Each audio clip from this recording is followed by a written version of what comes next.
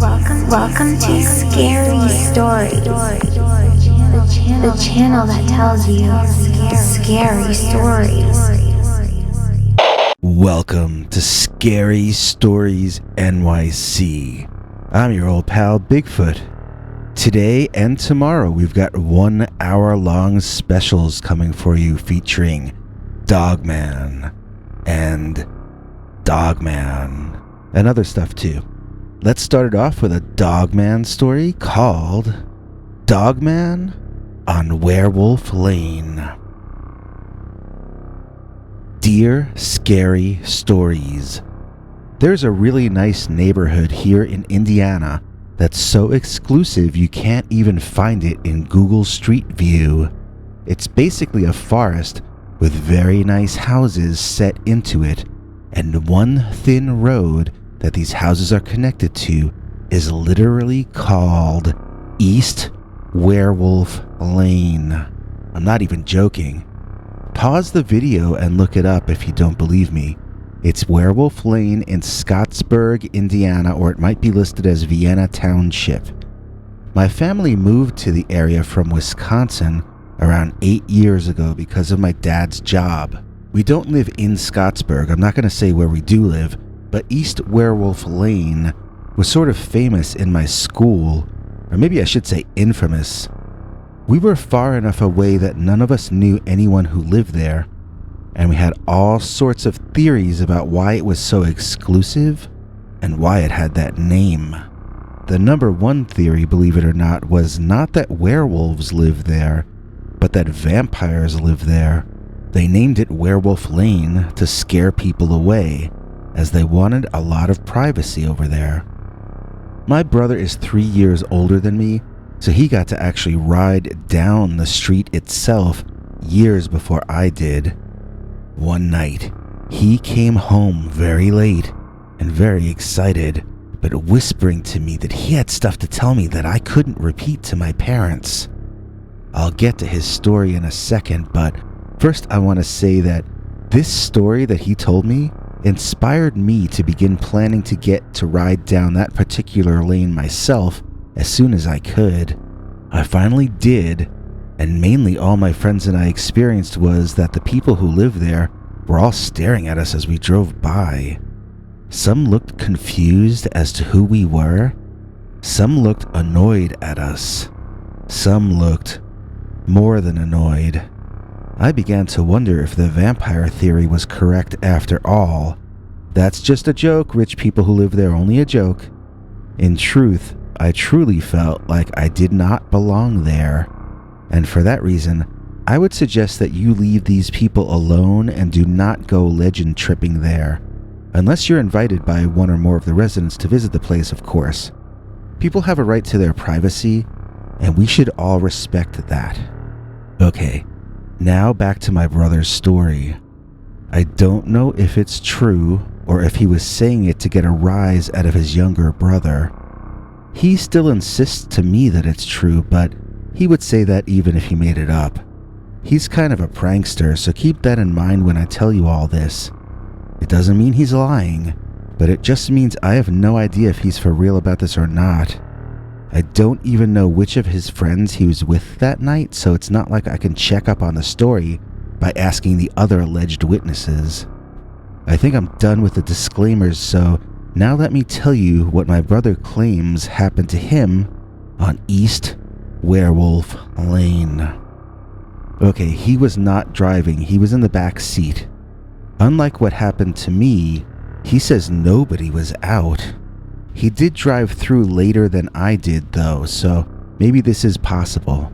Or maybe he didn't really go down the street, I don't know. At any rate, he said the houses had lights on, but he couldn't tell if anyone was home. Maybe they were all eating or watching TV and didn't hear his car drive by. He says his friend who was driving slowed down at their request so they could check the neighborhood out.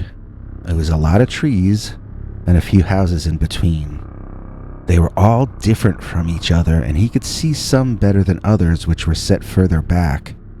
His friend, who was the driver, started getting freaked out and said they should get out of there, My brother and his other friend insisted that he keep driving slowly. The driver was the one who had the idea to go there in the first place, so it's kind of funny he was the first one to chicken out. Somewhere in the middle, there was a long driveway on either side, and the nervous driver thought this was a street. He started turning to go down that driveway, muttering something about how he just wanted to get out of there, but the other two shouted at him that he was driving onto private property, and he stopped. He spun the car around to go down the other street directly across the road when they again warned him that was another driveway. So the guy righted the car back in the direction they had originally been heading and put it in park. Then he placed his head in his hands and took some time to regroup and get his emotions under control. This, in turn, freaked out my brother and his other friend, as it didn't seem like anything so heavy was happening that the guy should have a breakdown like he was having. Now, diagonally across from them, my brother said there was a small grassy field leading to trees on either side of the street. And right out of one of those sets of trees, out onto that little lawn, walks the silhouette of this really big guy, a really tall guy with a weird way of walking. Now, the driver still had his head down and saw nothing of this, but as my brother and the other guy watched, the big man moved out into the light, and they can see it's a dog standing on its hind legs. It looked totally casual, as though it were going to pull out a cigarette and chill or something. I asked my brother what the werewolf was wearing, but he said I wasn't understanding.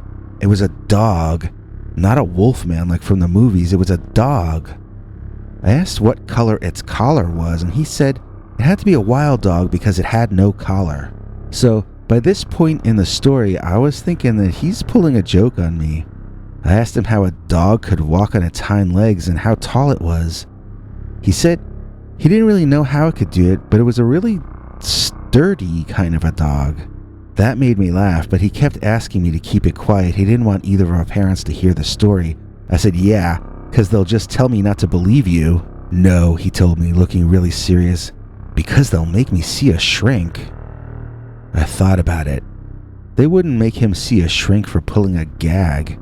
They would only make him get help if they thought he was really having problems. This made me want to tell my parents even more, because he would have to really be telling the truth if they actually did send him to a psychiatrist, or he would have to develop Oscar-worthy acting ability. But I wasn't going to rat my brother out just to find out if he was telling the truth, so I kept wondering, and he continued his story. Okay, so at this point, the two guys see this sturdy dog walking on its hind legs, but the driver doesn't see anything because he's crying with his head in his hands. The other two look at each other, knowing they've got to get this guy to drive before that thing comes for them. But they know he might get even more hysterical if he sees an actual monster. So they're looking at the dogman, looking at each other, looking at the weeping driver, and not knowing what to do. The dogman's just relaxing, hanging out, scratching himself. You know, the things upright walking canines would normally be doing alongside a place named after them. At this point, I made my brother stop and give me a better description of what he was actually seeing. It was a dog, he said, like I told you. But maybe it was a prehistoric dog or something, or maybe it was a science experiment gone wrong, but it was still some kind of a dog. I pressed him to remember more details, and he said, well, it was dark. He didn't remember if the fur was evenly colored or not. It had pointed ears, but sometimes the tips would go up and sometimes they would flop over. He didn't remember anything unusual about the eyes. He said it was more muscular than any dog he could remember seeing, but it had dog arms on top, not human arms. He held them in front when he walked or stood, other than when he was scratching himself, which he did the ways a dog would do. Later on, my brother said he got a better look at the paws. He said they splayed out when he was aggressive and looked to be the size of small adult human hands, but they were paws, and had claws. They were not hand-shaped. His arms did not hang to the side like a human. They were both in front, as though they were also capable of running on all fours. He only saw it upright, though. So anyway, back to the story. At that point, the dog turned and looked at them, parked alongside the road with their motors still running. It gave them a confused look, like they didn't belong there. And my brother says he held his breath, terrified that the thing was going to come over and mess them up. But instead of moving toward the car, the Dogman retreated, walking a few steps backward until he was in the tree line again. My brother knew this gave them a chance to get out of there if the driver didn't notice the monster standing in the trees. The two guys both gently nudged the driver, speaking soothingly to him. They both asked him if they could go home now. They both told him they were scared and this was a bad idea, and we should just drive through to the other side and go home. The driver was like, "Really?" And they were like, "Yeah, but let's go now, okay?" And he took it out of park and drove back onto the road. They were going to be driving directly past where they saw the Dogman back into the woods. And to say that they were nervous would have been an understatement. My brother said he got this rush of adrenaline and fear going through him like an icicle, and something made him tell the guy driving to speed up. He didn't have to ask that guy twice, as he was just waiting to hear the word. He slammed his foot down on the gas, and according to my brother, at that exact same moment that his friend hit the gas, the monster came running out of the forest directly at them. He had been laying in wait, trying to ambush them. If my brother hadn't told his friend to speed up, the Dogman might have been able to actually reach the car, or maybe jump on it or something. As it was, it ran to the middle of the street behind them, and then stood there watching as they drove away.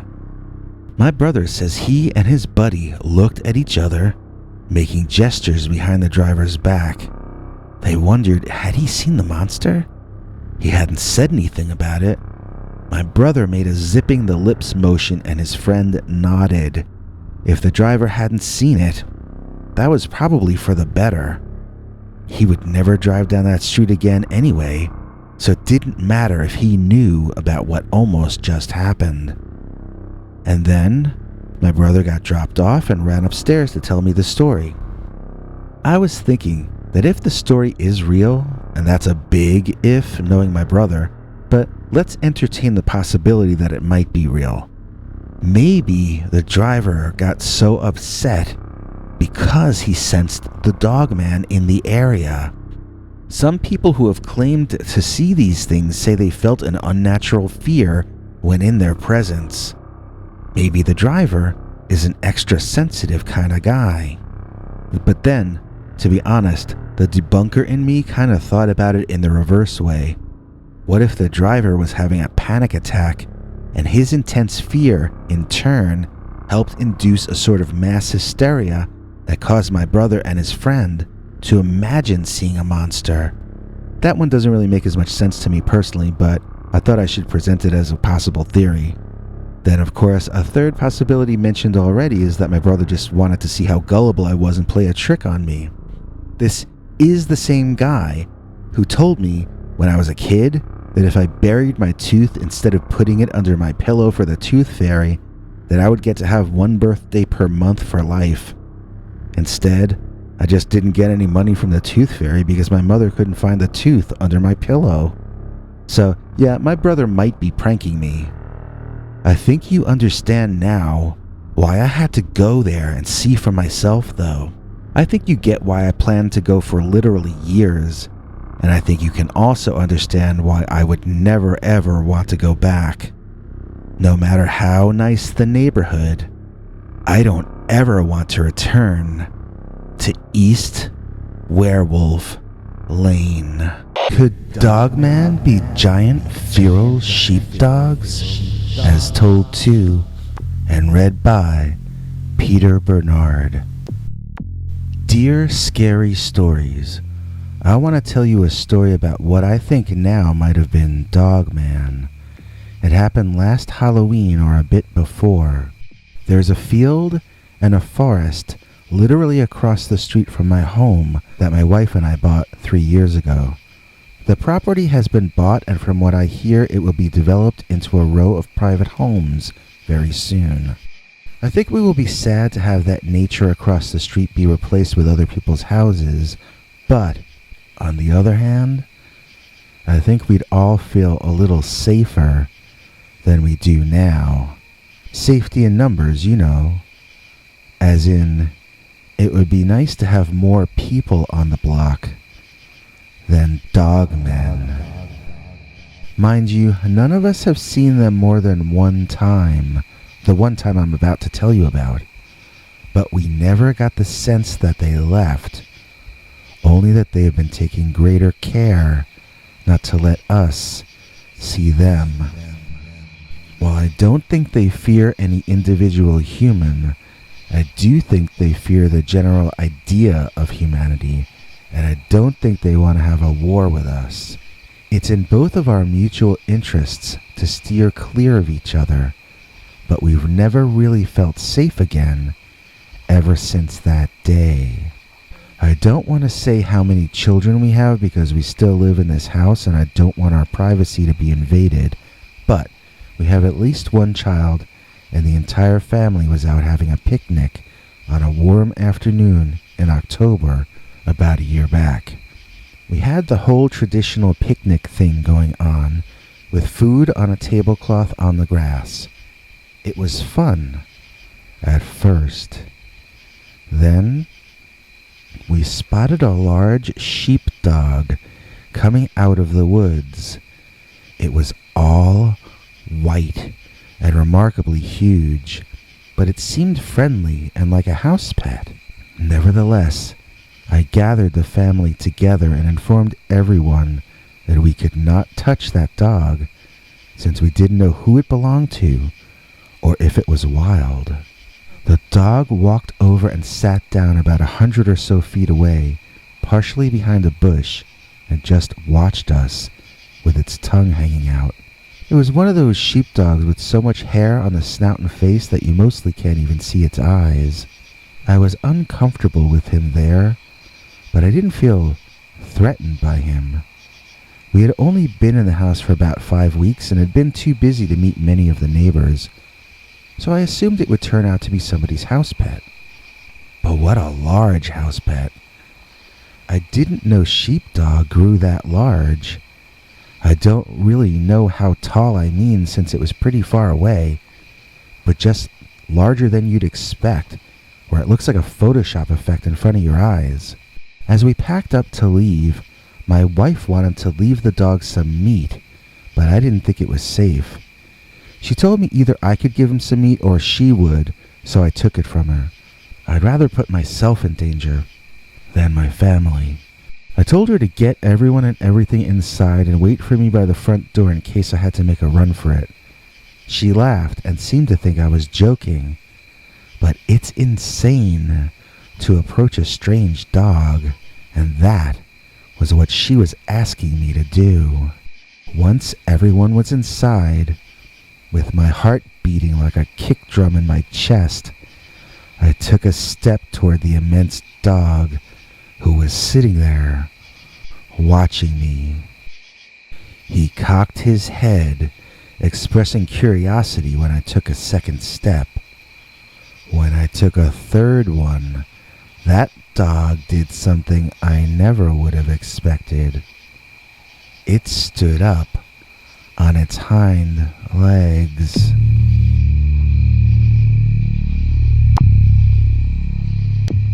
Now it felt to me like it was a 13 or 14 foot tall monster standing there.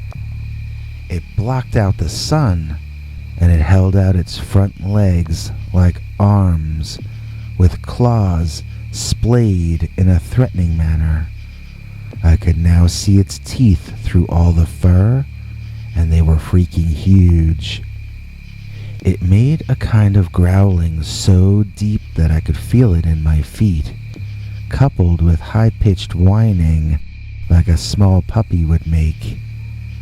This was not the pet of one of the neighbors. This was some kind of giant, feral, bipedal sheepdog man. I threw the cold cuts in the direction of the beast and ran home at my absolute top speed, which is to say I ran home incredibly slowly. I am not much of an athlete, sad to say. My wife was not at the door as I had asked, because she had no fear of the giant sheepdog.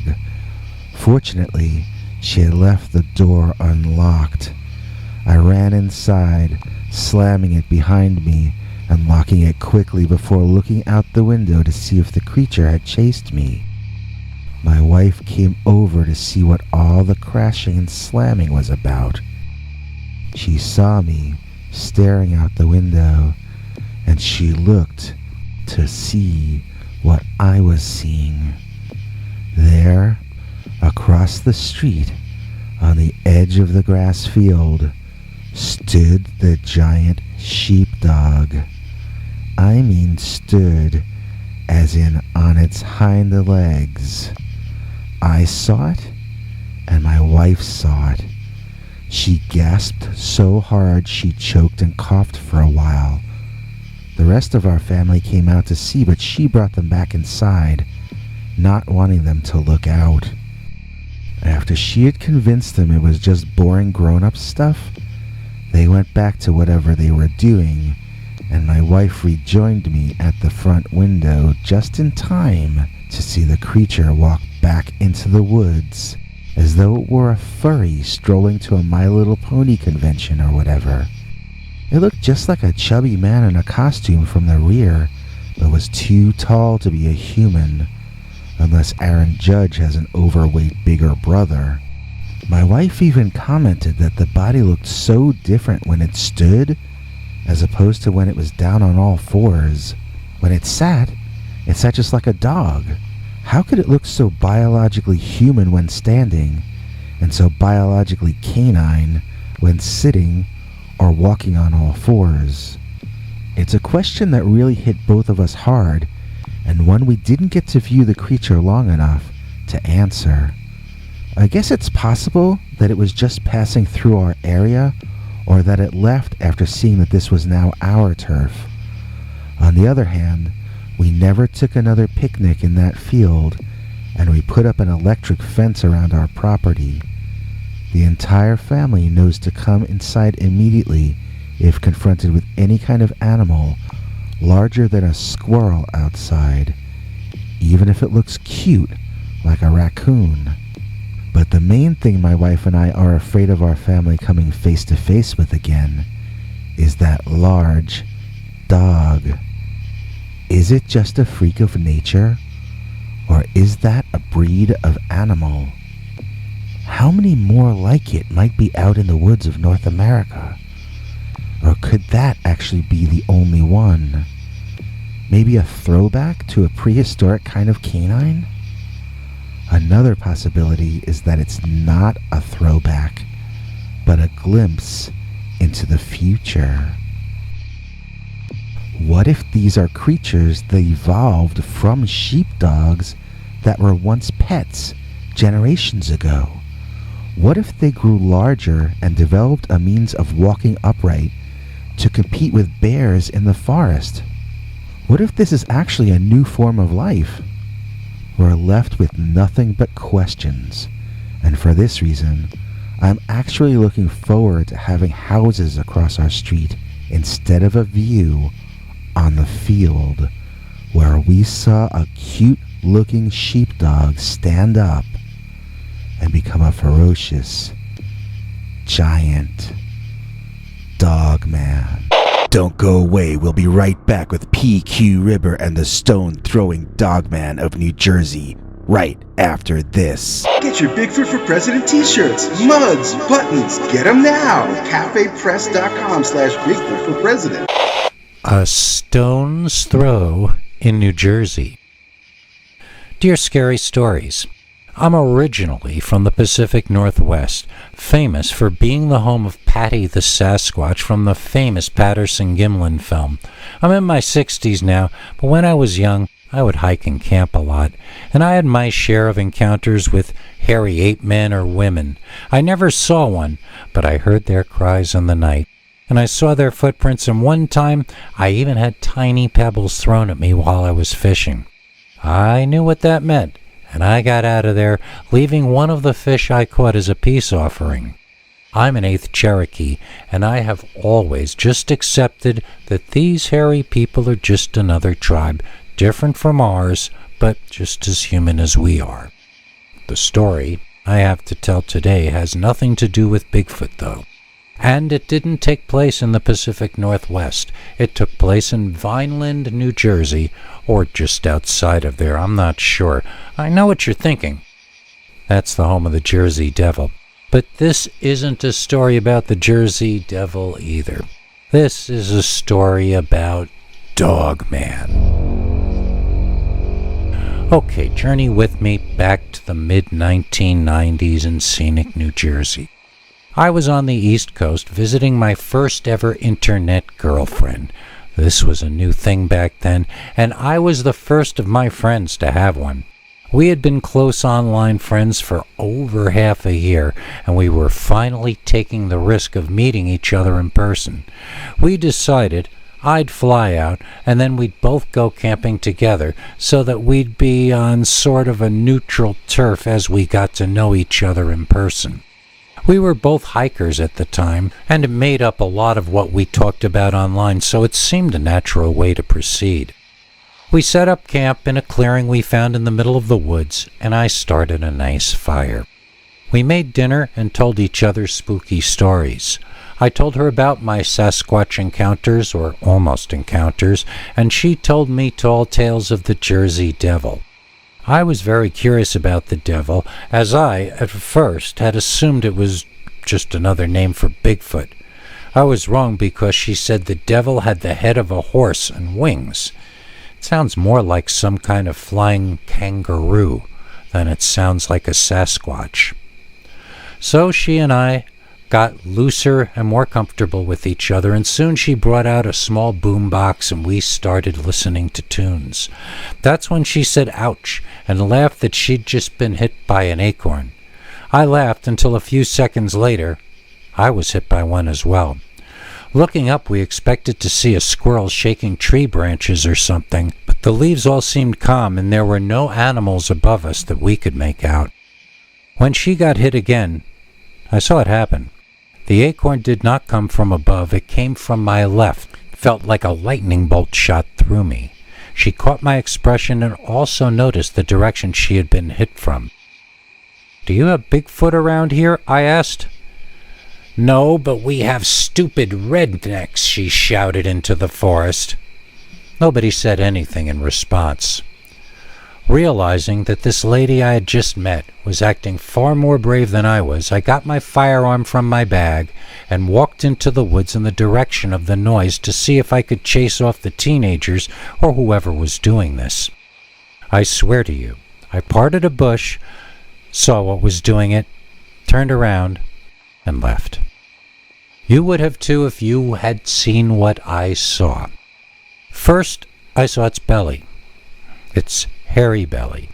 I saw that first because that's what was eye level to me. I looked up from there, and I saw its chest, as big as a large man's chest, but covered in fur. I craned my neck back and looked almost directly up. I saw the face of a monster looking directly back at me.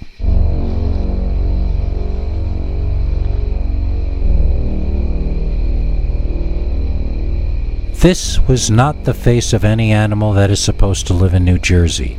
This was not a Jersey Devil, and this was not a Bigfoot. This was not a person in a costume unless the costume had animatronic ears that twitched, twitched, twitched twitched on top of its head. There was no mask back in those days that had a long, wolf-like snout filled with teeth like a Jinsu knife set and a long drooling tongue hanging out the front of it.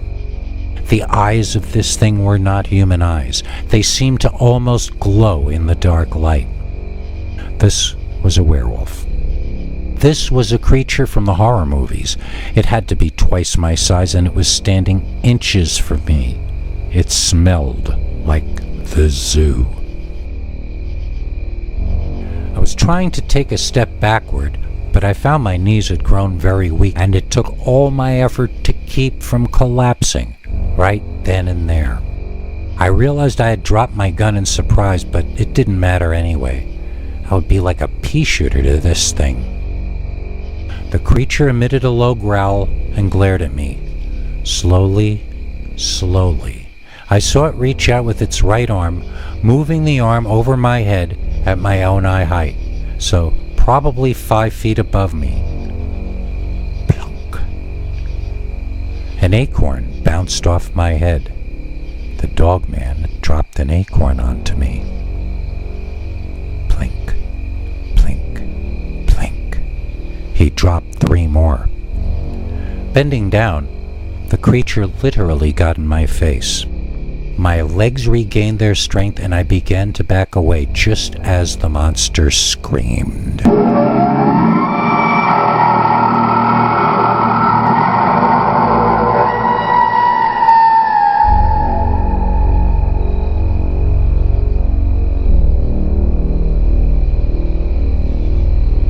Like I said before, I turned around and left.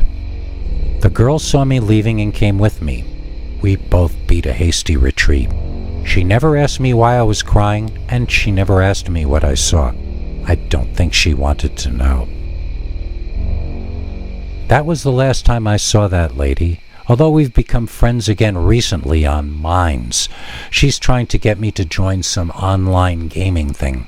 It's good to hear from her again, but it dredged up all these memories that I just related to you. I suppose the Dogman could have killed me if he wanted to. It could have killed both of us, but it didn't. So why do I feel that it was evil? I'm not sure, but I know that thing is not a normal natural animal. I could tell, somehow, that it was not from the same world as we are. So why did it let me live? Maybe so I would tell the story. Maybe a thing like that lives off our fear. Maybe those kind of monsters only kill when people stop being scared of them to start the process all over again. Maybe it's some sort of evil thought form that manifests as an upright, walking, canine monster. Maybe it prowls lonely places because humans caught alone in the wilderness are so easily frightened. I felt that night like the more frightened I got, the happier the monster was. Maybe I was feeding him. Maybe the Dogman was harvesting my fear.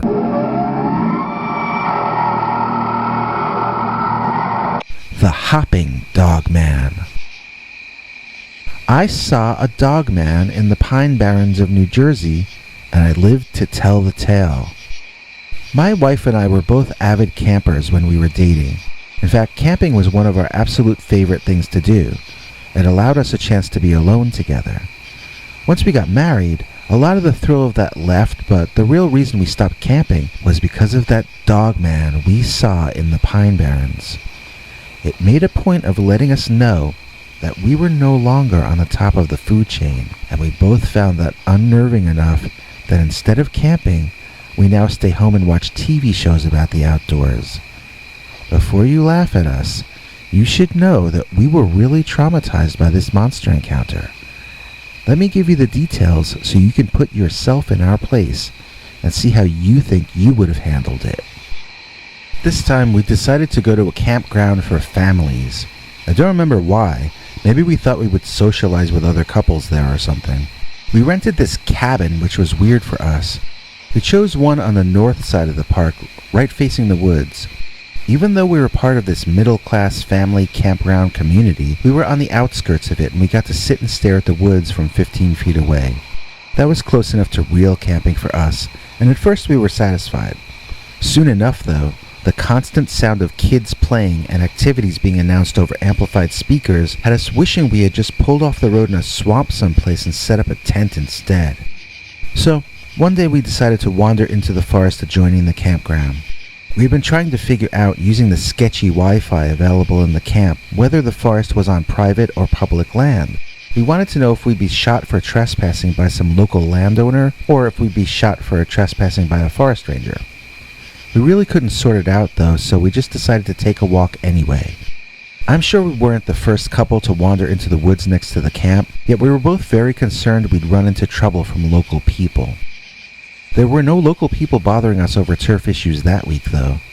We shouldn't have worried about it. We perhaps should have been more concerned that we were about to cross over into the territory of the New Jersey Dogman.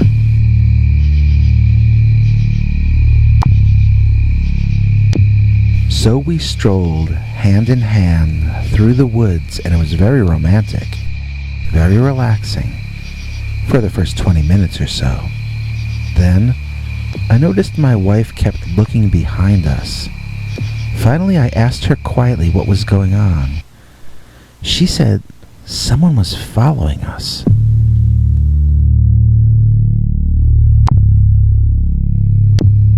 That was not a good thing to hear, since I had been planning on taking the same path back to our cabin. In fact, these woods were pretty dense and I hadn't seen any other path the entire time we'd been walking. I turned and looked behind us but saw nothing. I trusted my wife's instincts enough, however, to not doubt her in the slightest. We had better start back now and hope that whoever it was would allow us to pass. We'd have a better chance of it while it was still light out, I reasoned, and my wife agreed. Off we went, uncertain of who or what we might be walking toward. We must have gotten almost half the way back with no incident when we heard something large in the bushes directly ahead of us. We both stopped and held our breath. My heart was beating out of my chest. I told my wife it had to be a man or a bear in those bushes, because nothing else is that tall in this forest. She reminded me that elk, moose, deer, their antlers can reach that high up. I heard a growling then, and I'm pretty sure deers don't growl. Suddenly, a hairy monster with a dog-like head leaped out of the bushes and screamed at us.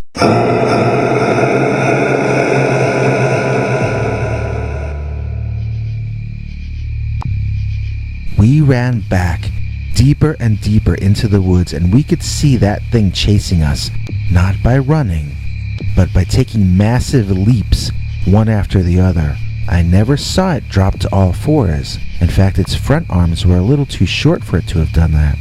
It remained on its hind legs, leaping after us, missing us each time but getting closer and closer. Then suddenly we fell down a steep hill and landed hard right onto black tar pavement. It was a highway. If the Dogman had wanted to eat us at that moment, we would have been too beaten up and bruised to even put up a fight. He never came out on the road, though. Eventually, we were picked up by a ranger who drove us back to our cabin, then hung out for some coffee before splitting. He seemed to want to make sure that we were okay, but he also wanted to share his off-the-record stories of Dogman encounters of his own. He'd seen the creature on multiple occasions.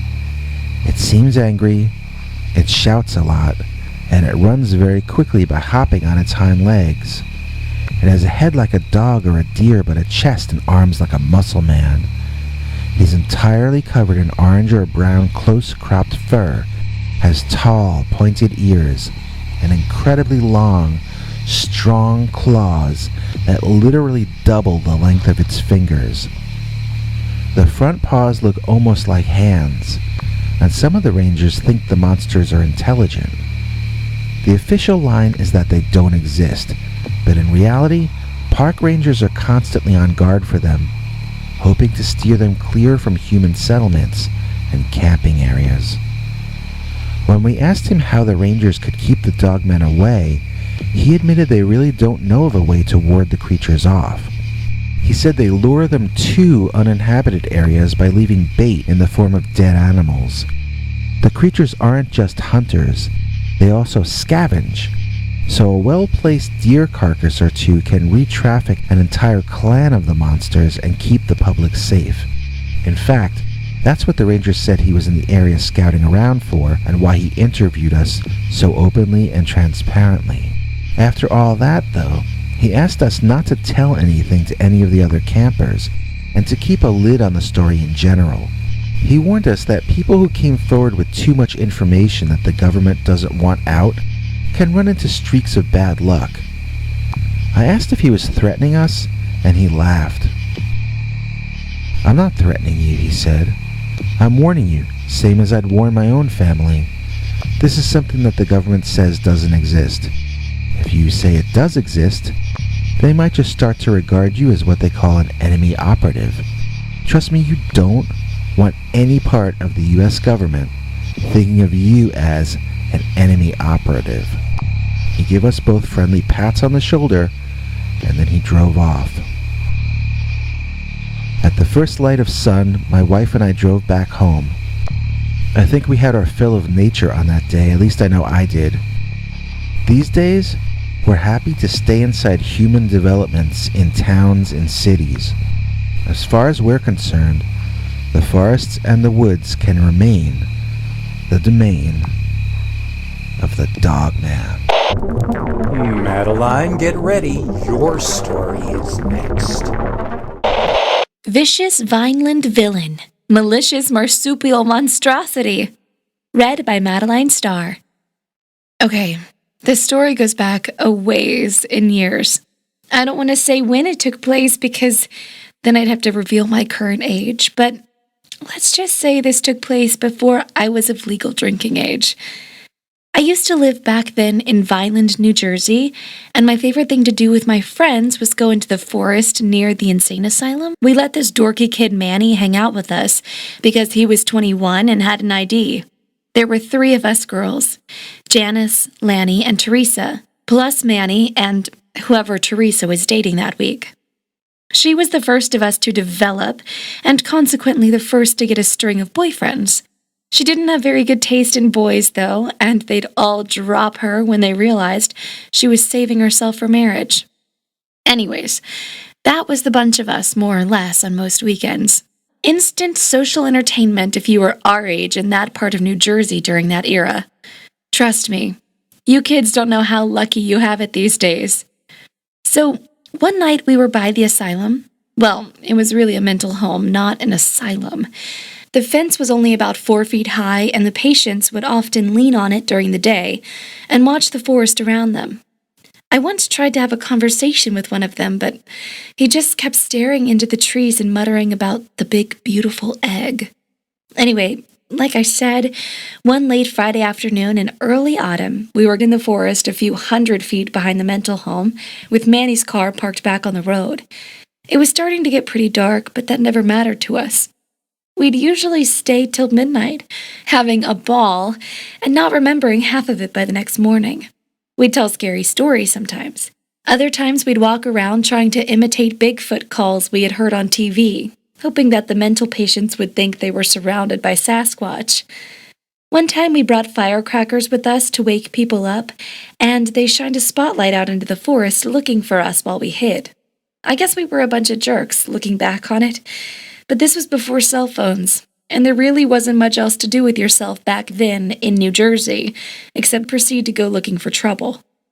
Of course, this is the story of the night trouble came looking for me. Okay, now I'm remembering why I don't tell this story too often, because it's actually kind of embarrassing. Well, here goes nothing. I may as well not try to skate around the subject. It wasn't long before I had to go to the bathroom. I suggested we drive to a gas station or something so I could use the bathroom. Everyone just laughed at me and said to go into the forest and pee. They were having too much fun to drive off. I don't want to get into details, and it had gotten pretty dark already. Nevertheless, I had no choice, so I started crunching the autumn leaves and heading to the creepy darkness in search of some relief. Okay, so I was in a very vulnerable position doing my thing when I first heard it. Something big was crunching leaves. I tried to be as quiet as I could, and I listened. It was definitely getting louder with each crashing crunch. I tried to finish my business as fast as I could, but there are limits in nature, so I was still pulling my jeans back up when something behind me brayed in my ear, kind of like a horse, but not a horse, and it roughly pushed me forward. I landed on my face, my butt, and legs up in the air behind me. The rest of my landing was even less graceful, and let's just say I don't want to describe it. I got halfway up and started running without looking behind me, but I tripped because of my pants and fell down again. This time I got up and pulled the jeans up, fastening them quickly, as I looked to see my attacker. It looked like some kind of deer or something sticking up from behind a bush. Then it leaped out into the open where I could see it, and I swear to God, it was a monster kangaroo.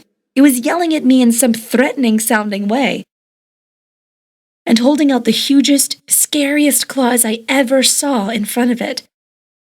My mind thought, this is a radioactive kangaroo with malformed giant claws, and I ran back to the others. I heard it scream once more behind me, but I don't think it even tried to pursue. Of course, nobody believed my story, but my freak-out had ruined their good time, so we all drove back to Manny's place again. The next day I went to the library and looked up pictures of kangaroos. That was definitely what I saw. And the claws I saw on it are actually what they look like on adult males. I had no idea what a dangerous animal a kangaroo could be. I'd only seen them looking cute on TV before, with their little babies in their little pockets. Well, trust me, there's a dark side to kangaroos, at least here in New Jersey. In fact, some of them can be outright jerks. The Owl Painting, as told to Peter Bernard, read by Madeline Starr. I've always gotten along with cats, so ever since I was a teenager, I've been getting asked to watch people's kitties when they go away. It means a lot of sleeping over in the apartments of people I barely know. You see firsthand how much most people organize their stuff similarly, but you also see the quirks that some individuals have. For instance, there's this one person I've sometimes watched cats for that seems really interested in owls. I never felt one way or another about owls or any other kind of bird, as I think I've only seen them on TV. Maybe I saw some at the zoo when I was a kid, but I've never seen owls in the wild. A few years back, some dude named McClelland or something like that started going around saying owls are space aliens. As ridiculous and silly as the people who believe in him can sometimes seem to be, I still can't help these days but be creeped out by owls. Everything we believe is true, at least to some extent, and so that's why we should be careful not to believe anything. Anyway, this lady had a painting in her bedroom of owls that, even if the McClelland guy didn't exist, would have still weirded me out completely. You see, it only looked like owls when the lights were on. The two of them had white faces with large, dark eyes. From the sides of the heads, the white wings went down to white claws, surrounding a darkened-in chest area. When the lights were turned off, the center of the birds would disappear, leaving only the white heads with huge black eyes and arms, because in the dark, the wings looked like arms, which extended down absurdly long to the claws at the bottom. In short, if you turned out the light and tried to sleep, you'd have a painting of what looked like terrifying space aliens staring at you, which is not my favorite way of trying to fall asleep. My second night there, I either had a terrifying experience or a very vivid dream. It's possible this was what they call sleep paralysis, although who can really know for sure what that actually is? All I know is I woke up to a tapping on the window outside the bedroom, past the pulled-down shades. I could swear I saw a light glowing, coming from out of the window as well. I ran through in my mind the different things that might be making that noise. I didn't think any trees were close enough to tap on the window. Could it be rain? I listened, and although I could hear some wind out there, I couldn't hear rain. Then I happened to glance toward the owl painting. I couldn't see any owls on it. To be clear, I couldn't see owls, I couldn't see aliens, I couldn't see any figures on the painting. The white parts were not there.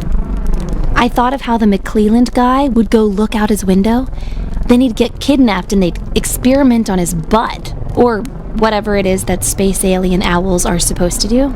I thought about how that's his claim to fame. He has groupies who want to date him. He has professional writers calling him brave because alien owls experiment on his butt. But for a second, I thought, that could be me too. And then I took my blanket and went to sleep on the couch in the living room. In the morning, the sun rose and everything was fine. There are lots of things in this world that can't exist without the help of our imagination. I'm not saying they're fake or that they're imaginary. I think they can be very, very real, but only with our consent. Do you remember the stories about how vampires are not allowed to enter your room without being invited in? Well, that's a metaphor for what I'm trying to say. We all have the monsters in our lives that we've decided to allow in. We all choose the fantasies we want to attract into our lives. And space alien owl things are most definitely not on my guest list. We got one more scary story for you right after this.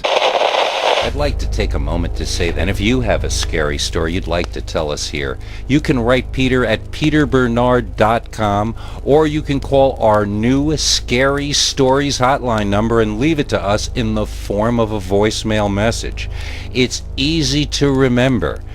804-LESCARY. That's 804-LESCARY, or 804-537-2279. The Devil in the Snow. This was a story my grandmother used to tell as a true story from her childhood. It wasn't a bedtime story or a campfire story. It was just a story of an event from when she was young. She would tell the story of her brother breaking his leg. She would tell the story of the time her father was elected sheriff but resigned 2 weeks later. And she would tell the story of the devil in the snow. All three stories were presented as history, not fable. So, my grandmother and her family lived in a house on a small farm in the middle of the country in Maryland. One winter morning, she woke up to find snow covering everything outside. There were drifts right up to the bottom of her bedroom window, but there were other areas in which the snow was only around a foot deep. Grandma said she hurried to put her snow boots on while her sister had already gone out to start taking care of the animals. Then her sister ran back into the house screaming something about the devil walking around the house. Everyone, including Grandma, went outside and demanded the sister point out what she was talking about. Sure enough, there were footprints in the snow in the shape of a cloven-hooved beast, but they were clearly left by a bipedal creature. And the most incredible thing of all about the footprints is that they were all emitting steam. It was as though the footprints were hot, and the snow was melting and forming steam above each one. Grandma says she stomped around, leaving the deepest footprints she could in the snow, yet none of them started smoking like the devil's footprints. The family followed the prints to see where they would lead, but they simply ran in a circle around their house and nowhere else. They didn't seem to have a beginning, and they didn't seem to have an ending point either. They just ran in a continuous circle around the farmhouse. The next day, the snow had started to melt, but the devil's footprints were still there, and they were still smoking. Neighbors came from miles around to see them, and a priest came from 2 towns over to bless the place, pouring small amounts of holy water into each footprint. By the following morning, the snow had all melted, and the prints were gone.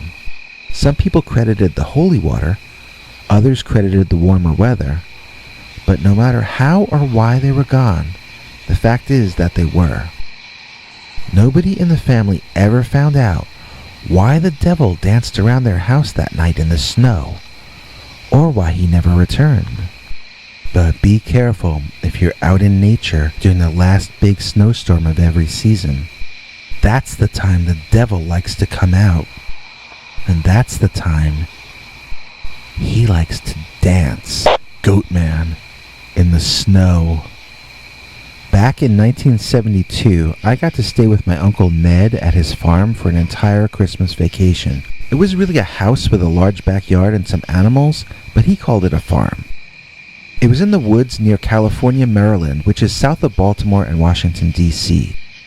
There's a state park right there named St. Mary's that his property used to be right on the border of. So Uncle Ned lived in a land between civilization and nature, right on the border of both. One night, it snowed really hard. It was a few days after Christmas, but to me it was the closest thing to a real Christmas snow that I'd ever seen. I grew up in a neighborhood of apartment buildings, and getting to be here watching trees and dirt get covered with snow was the kind of Christmas TV had always promised me. I was really loving it, staring out the window and watching the snow fall in the darkness. It was sticking before the sun even went down, so that by 9 or 10 that night, it was already probably 4 or 5 inches deep. That's when I thought I saw eye shine from the patch of trees off in the distance. I pointed it out to my uncle. It had to be 8 feet off the ground. What is 8 feet tall and gives off that oddly colored eye shine? Kind of a green, but not exactly a green? Uncle Ned said it was probably an owl or some weird bird up on a branch, and that made sense to me. For a while, anyway. I kept looking back at the eyes because I got the weirdest feeling that they were looking right back at me. In fact, I was growing more and more certain of it. I asked my uncle why the bird in the woods was staring at me, and he turned to see for himself. That was when I noticed that the eye shine stopped seeming to look at me and started seeming to look at my Uncle Ned. I looked at my Uncle Ned too, and I saw he was frozen, as though he were very frightened of something. I looked back to the woods, and I saw that the owner of the eye shine was slowly but surely emerging from the trees. It was not a bird. The eye shine belonged to 2 eyes in the head of what looked like a ram, complete with a ram's horns, like nature's car bumpers up front and center. The main problem is that the ram's head was on top of what looked like a white Bigfoot body. Except for the backward-facing legs, that is. I thought it had dog's legs, but I later found out that it actually had cloven hooves, and I'll explain that in a minute. But my first impression was that this was an animal that was dog on the bottom, like Sasquatch in terms of its torso and arms, and then it had a ram's head on top. But it was all white, or at least a very light color. It was not an albino, as its eyes were dark and wild. They looked not angry, but manic or something. Frantic, maybe. As calm and slow as the body moved, that's how fast and unpredictable the crazy eyes darted around. Without warning, it screamed. Or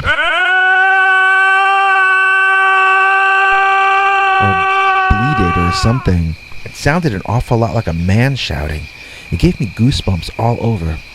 One split second after that bellow, the thing charged furiously in our direction. Both of us screamed but just stood there, not sure exactly what we should be doing. Why was it charging us? Could it really come through the wall into my uncle's house? Or would it injure itself in the trying? Those questions remained unanswered, as whatever had enraged the ram-headed monster was not us, but something past my uncle's house, off in the distance. All that time I thought it was staring at us. It had actually been staring at some prey off in the distance past us. The ram goat man raced by through the snow so quickly that he was just a blur. He left footprints behind that, I swear to you, smoked as though they were super hot. Both my uncle and I ran outside to see where the creature had run to. We could see his footprints leading off into the forest and disappearing. Each step was in the shape of a cloven hoof, and each one was steaming hot. My uncle leaned in to smell one of them and passed out right on the spot. I had to drag him inside and revive him. He came to, telling me stories of how he had been taken to an island where people are all employed by birds. He was never quite the same again after that experience. I have no idea what we actually saw that night. I'm only glad that it didn't seem to see us. And now, get ready for an all-new, completely uncensored, slightly bloody, and absolutely terrifying new Dogman story. Oh, wait. YouTube won't allow me to tell you stories like that on this channel. If you want to hear that, you're going to have to go to peterbernard.com and sign up for our paid subscribers club. You can choose any price you can afford for a 1-month subscription, and then every weekend we tell you a story YouTube would never allow us to tell you on this channel. See you this Sunday for an all-new, very scary, completely uncensored Dogman story. Hey, Biggity Foot. What are you doing for July 4th, yo? I don't know, Debbie, but I do know what I'm doing the weekend after. OMG! What's that, yo? I'm gonna go to the Collectibles Extravaganza up in Boxborough, Massachusetts, right next to Wolf Swamp, where Henry Lee Dogman lives. Badass, yo! I know, right? Are you gonna, sell your stuff? I'm gonna buy other people's old stuff and turn it into my new stuff. Good, cause your nest could sure use some, redecorating, yo. Come to the Collectibles Extravaganza, hosted by the king of pop culture himself, TV's famous Gary Summers, who appeared as an expert on pop culture on the PBS Antiques Roadshow. It's the weekend of July 6th and 7th, 2019, at the air-conditioned Regency Hotel, where Route 111 meets Route 495 in Boxborough, Massachusetts, home of the Wolf People. See you there. If you enjoyed this, please click like or consider subscribing. Remember to click the bell icon or you won't get notifications. If you want to listen to Bigfoot's secret uncensored story each Sunday, just go to peterbernard.com and become a paid subscriber. See you tomorrow. Same dog time, same dog channel.